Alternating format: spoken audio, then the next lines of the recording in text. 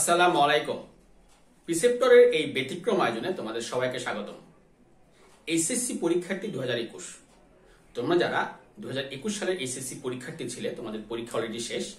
এই এইচএসসি পরীক্ষার পরে যে 3-4 মাস সময় পাওয়া যায় অ্যাডমিশন টেস্টের জন্য, এই সময়টাতে তোমরা একটা যুদ্ধে অবতীর্ণ হও। সেটা কি? ভর্তি যুদ্ধ। আর এই ভর্তি যুদ্ধে জয়ী হওয়ার জন্য বা ভালো কোনো শিক্ষা প্রতিষ্ঠানে ভর্তি হওয়ার জন্য ইংরেজি একটা গুরুত্বপূর্ণ বিষয়। বিশেষ করে যারা আর্টস, কমার্স বা মেডিকেলে ভর্তি ইচ্ছুক স্টুডেন্ট আছো, বা সায়েন্সের বিভিন্ন সাবজেক্টেও ইংরেজিতে অ্যান্সার করতে হয় ভর্তি পরীক্ষায়। তাহলে এই ভর্তি পরীক্ষায় ভালো করার জন্য আজকে থেকে আমি অ্যাডমিশন প্রোগ্রাম, অর্থাৎ ইংরেজি ফার্স্ট পেপার, সেকেন্ড পেপার বা ইংরেজি বিষয়ে যাবতীয় যে বিষয়গুলো যেগুলো অ্যাডমিশন টেস্টের জন্য বিভিন্ন ভার্সিটিতে ভর্তি পরীক্ষার জন্য তোমাদের দরকার, সেই বিষয়ে ক্লাস দেওয়া শুরু করব। তো দেখো, আজকে প্রথম যে ক্লাসটি আমি শুরু করতেছি সেটা হচ্ছে ক্লোজ অ্যান্ড ফ্রেজ। এই ক্লোজ ফ্রেজ ইংরেজি সেকেন্ড পেপারের একটা গুরুত্বপূর্ণ এবং কি বলা যায় একটা ঝামেলার টপিক। তাহলে চলো আমরা আজকে ক্লাসটি শুরু করি। দেখো, close and phrase.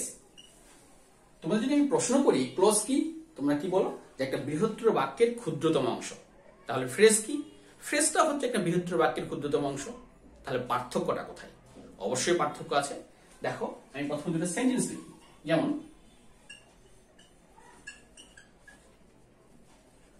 if you work hard,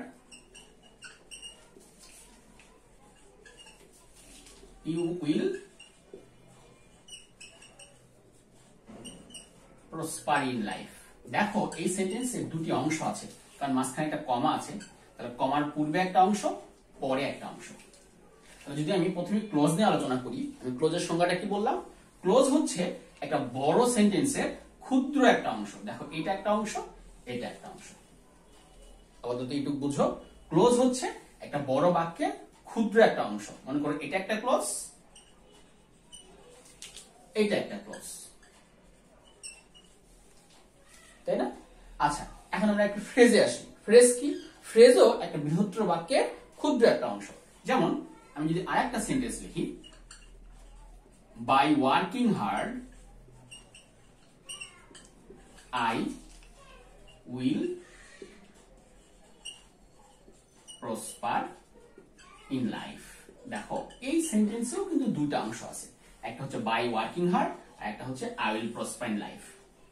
এখন এই সেন্টেন্সের যে উভয় পাশে যে দুটি অংশ আছে, অর্থাৎ একটা বড় বাক্যের যে ক্ষুদ্র দুটো অংশ, এখানে দুটি অংশ কিন্তু ক্লোজ নয়। এখানে প্রথম অংশটুকু হচ্ছে ফ্রেজ, পরের অংশটুকু হচ্ছে ক্লোজ। তাহলে এখন এখানে প্রশ্ন হচ্ছে, আমাদের এটা একটা পুরো সেন্টেন্স, এখান থেকে শুরু হয়েছে, মনে করো এই পর্যন্ত একটা সেন্টেন্স। এই সেন্টেন্সেরও দুটি অংশ। আবার এখান থেকে শুরু হয়েছে, এই পর্যন্ত একটা সেন্টেন্স। এই সেন্টেন্সেরও দুটি অংশ। উপরের সেন্টেন্সে আমি লিখলাম দুটি ক্লোজ, কিন্তু এখানে কিন্তু একটা লিখলাম একটা ফ্রেজ, একটা হচ্ছে ক্লোজ। এর কারণটা কি?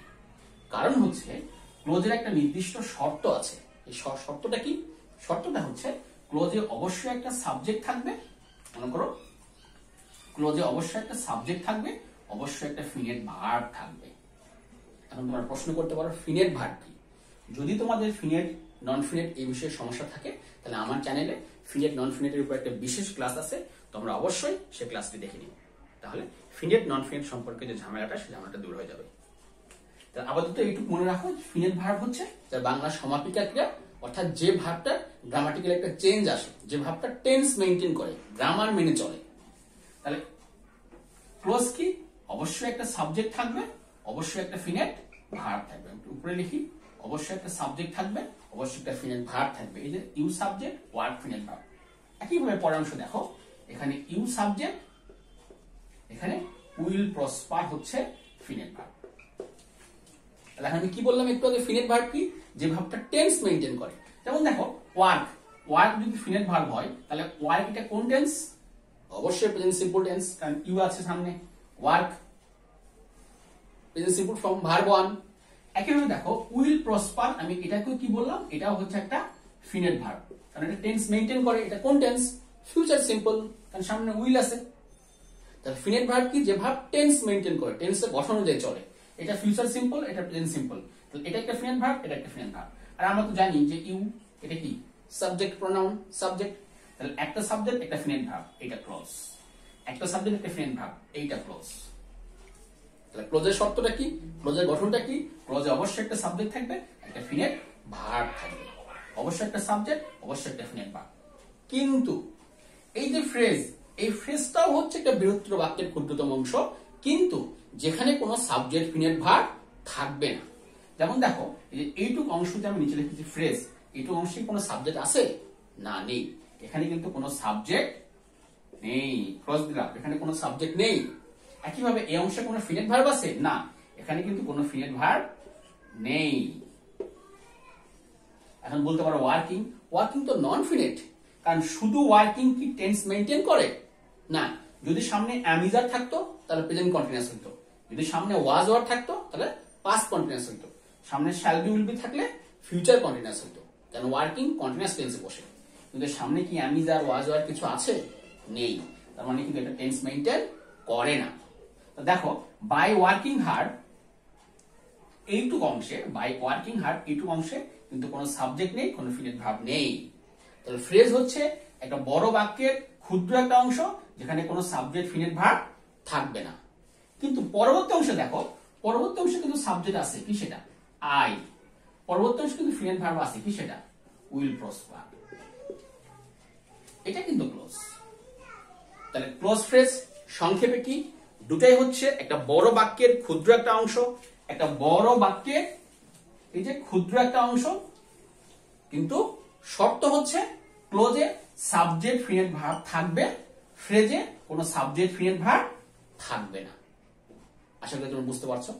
এখন দেখো এখানে এই দুটো সেন্টেন্সে আরেকটা বিষয় ক্লিয়ার হও, সেটা হচ্ছে দুটা ক্লোজ কিন্তু পাশাপাশি থাকতে পারে। যেমন এটা হচ্ছে একটা কমপ্লেক্স সেন্টেন্স, তোমরা জানো যে গঠন অনুসারে সেন্টেন্স তিন প্রকার: simple sentence, complex sentence, compound sentence. এটা একটা কমপ্লেক্স সেন্টেন্স, আর কমপ্লেক্স সেন্টেন্স গঠিত হয় দুইটা ক্লজ নিয়ে। যেমন দেখো এটা একটা ক্লজ, এইটা একটা ক্লজ। এটা হচ্ছে প্রিন্সিপাল ক্লজ, এটা হচ্ছে সাবঅর্ডিনেট ক্লজ। এটা সাবঅর্ডিনেট ক্লজ, এটা হচ্ছে প্রিন্সিপাল ক্লজ। আমি যখন ক্লোজের ব্যাখ্যায় যাব, অর্থাৎ ক্লোজের ক্লাসিফিকেশনে যাব, তখন প্রিন্সিপাল সাবঅর্ডিনেটটা ক্লিয়ার বুঝাই দেব। আজকে ফার্স্ট ক্লাসে জাস্ট এইটুক বুঝো যে দুটি ক্লজ পাশাপাশি থাকতে পারে। যেমন এখানে দেখো এটা সাবঅর্ডিনেট ক্লজ, এটা হচ্ছে প্রিন্সিপাল ক্লজ। কিন্তু একটা সেন্টেন্সে কিন্তু দুটি ফ্রেজ কখনোই পাশাপাশি থাকবে না, কারণ একটা সেন্টেন্সে সবসময় একটা ফ্রেজ থাকবে। যেমন দেখো by working hard you will prosper in life, এখানে কিন্তু এই অংশটুকু একটা ক্লজ, তার সঙ্গে এটা কি? এটা হচ্ছে একটা ফ্রেজ। তাহলে একটা সেন্টেন্সে একটা ফ্রেজ থাকলে তার সঙ্গে অবশ্যই একটা ক্লজ থাকবে, এবং সেই ক্লজটা অবশ্যই কি হবে? প্রিন্সিপাল ক্লজ হবে। মানে প্রিন্সিপাল ক্লজটা হচ্ছে স্বাধীন ক্লজ। তাহলে একটা ফ্রেজের সঙ্গে অবশ্যই একটা ক্লজ থাকবে, কিন্তু দুটি ক্লজ পাশাপাশি থাকতে পারে। যখন দুটি ক্লজ পাশাপাশি থাকবে তখন একটা হবে সাবঅর্ডিনেট ক্লজ, একটা হবে প্রিন্সিপাল ক্লজ। তাহলে আশা করি তোমরা আজকে বুঝতে পেরেছো ক্লজ ফ্রেজের পার্থক্য। ক্লজ হচ্ছে বৃহত্তর বাক্যের ক্ষুদ্র অংশ, সাবজেক্ট ফিনেট ভার্ব থাকবে। ফ্রেজ এটা একটা বড় বাক্যের ক্ষুদ্র অংশ যেখানে কোনো সাবজেক্ট ফিনেট ভার্ব থাকবে না। তাহলে আজকে এই পর্যন্ত। পরবর্তী ক্লাসে আমরা ক্লজ নিয়ে আরো বিস্তারিত আলোচনা করব। ততক্ষণ পর্যন্ত সবাইকে ধন্যবাদ। আসসালামু আলাইকুম।